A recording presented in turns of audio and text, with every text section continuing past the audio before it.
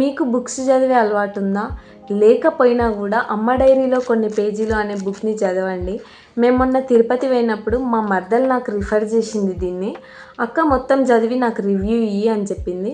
నేను ఇంకా దాంతోపాటు మీకు కూడా ఇద్దాంలే అని వీడియో చేస్తున్నా.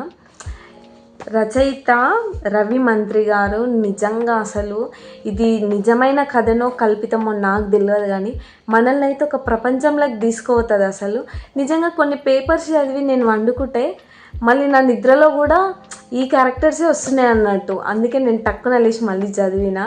అసలు చాలా ఇంట్రెస్టింగ్గా ఉంది. ఇంకొకటి చాలా మంచి స్టోరీ. ఈ బుక్లో ఉన్న క్యారెక్టర్స్ అన్నీ అంటే ఒకరంటే ఒకరికి ప్రేమ, ఒకరంటే ఒకరికి ఏదన్నా చెయ్యాలి వీళ్ళ కోసం అనే దాన్ని ఏమంటారు, సాక్రిఫైస్ చెయ్యాలి అని. అసలు చాలా బాగుంది నిజంగా. వీలైతే ఖచ్చితంగా చదవండి.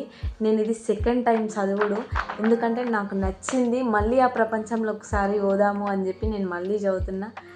ఈ వీడియో చూస్తే ఖచ్చితంగా ఈ బుక్ ఎలాగైనా తీసుకోండి, ఎక్కడైనా కొనుక్కోండి, ఎక్కడి నుంచి అయినా బుక్ చేసుకోండి. కానీ చదివితే మాత్రం ఫోన్ పక్కన పడేసి బుక్ చదవండి.